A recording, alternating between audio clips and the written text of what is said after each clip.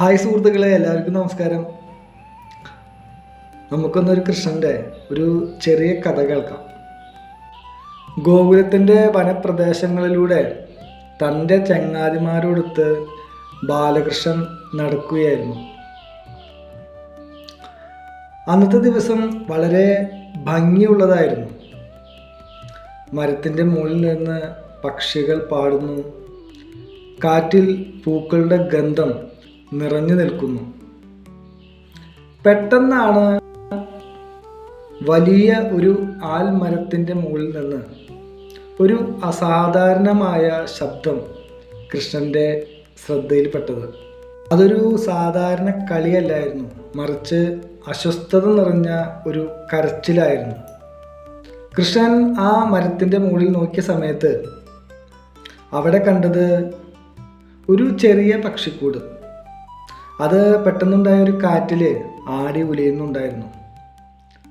അമ്മക്കിളി ഇര തേടി പോയ സമയത്ത് പെട്ടെന്നുണ്ടായ വീശിയടിച്ച ആ കാറ്റിൽ ആ കിളിക്കൂട് താഴേക്ക് വീഴാൻ തുടങ്ങുന്ന സമയത്ത് അതിലുണ്ടായിരുന്ന പിഞ്ചു കുട്ടികൾ വളരെ ഭയപ്പെട്ട് ചിറകുകൾ വിറച്ച് കരയുന്നുണ്ടായിരുന്നു.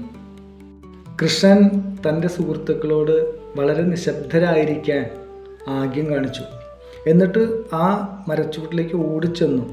ആ കൂട് മണ്ണിൽ തൊടുന്നതിൻ്റെ ഒരു നിമിഷം മുൻപേ കൃഷ്ണൻ്റെ കൈകളിൽ അതിലോലമായി ഏന്തി.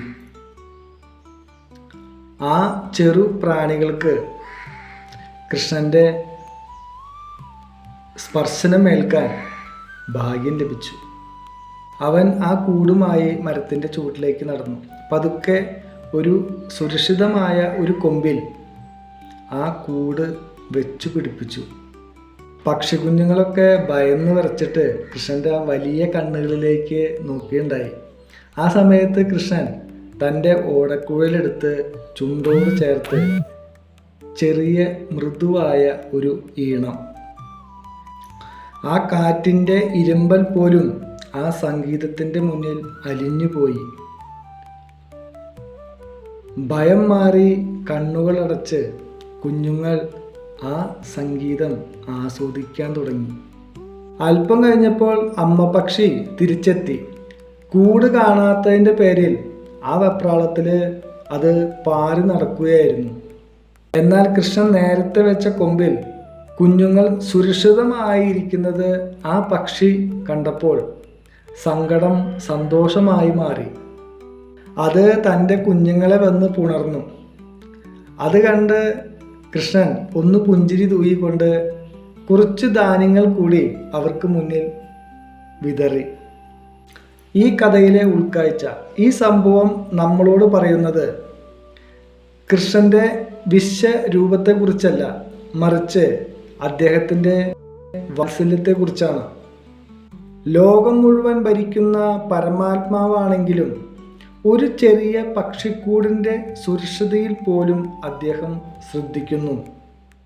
നമ്മുടെ ജീവിതത്തിൽ നാം വലിയ കാര്യങ്ങൾക്കായി പ്രാർത്ഥിക്കുമ്പോൾ പലപ്പോഴും നമ്മൾ മറന്നു പോകുന്നത് നമ്മുടെ ചെറിയ പ്രയാസങ്ങളെയും ഭഗവാൻ ശ്രദ്ധിക്കുന്നുണ്ട് എന്നതാണ്.